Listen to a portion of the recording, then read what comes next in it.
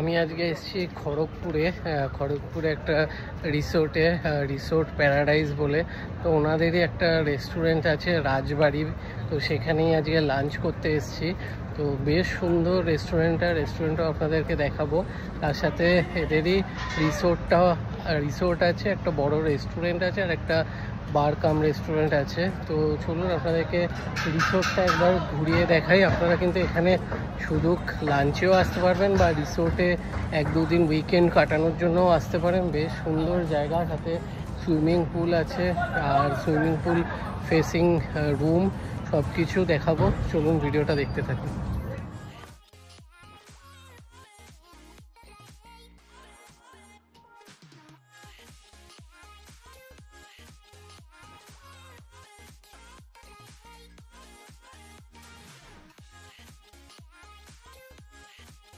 হচ্ছে রিসোর্টটা, এখানে এখনো কাজ চলছে, এনাদের আরো প্রপার্টিটা বাড়াচ্ছে। এখানে সামনে দেখুন একটা বিশাল বড় সুইমিং পুল, এখানে সুইমিং পুলের সামনে বসার জায়গা, খাওয়ার জায়গা সব কিছু আছে।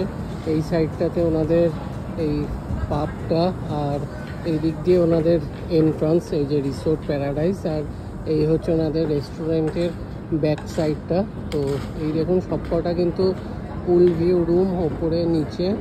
আর চলুন সামনের দিকে রেস্টুরেন্টের দিকটাও আপনাদেরকে একবার ঘুরিয়ে দেখাই। যে রেস্টুরেন্টের সামনেটা মারাত্মক সুন্দর, কিন্তু জায়গাটা দেখুন, এই যে রাজবাড়ি রেস্টুরেন্ট, সামনে এরকম সুন্দর করে সাজানো।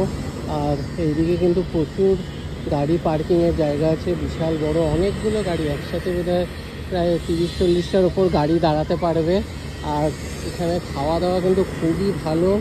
আজকে শনিবার, তো প্রচুর লোকজন, কিন্তু লোকাল লোকজন আসছে খেতে। আর এখানে বাচ্চাদের খেলার জায়গাও রয়েছে। তো চলুন ভেতরে গিয়ে রেস্টুরেন্টটা আপনাদেরকে একটু ঘুরিয়ে দেখাই।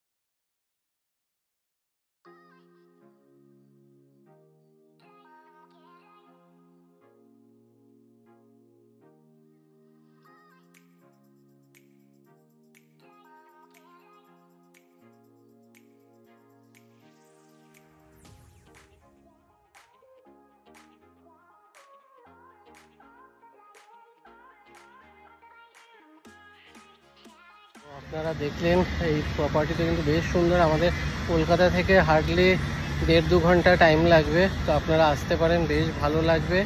আর এটা কিন্তু একদম খড়গপুরের একদম রাস্তার ওপরেই পড়বে। গুগল ম্যাপ ফলো করে আপনারা কিন্তু আসতে পারেন। তো ভিডিওটা ভালো লাগলে ভিডিওটা শেয়ার করবেন, লাইক করবেন, এবং পেজটা ফলো করতে ভুলবেন না। আবার দেখা হবে নতুন ভিডিও।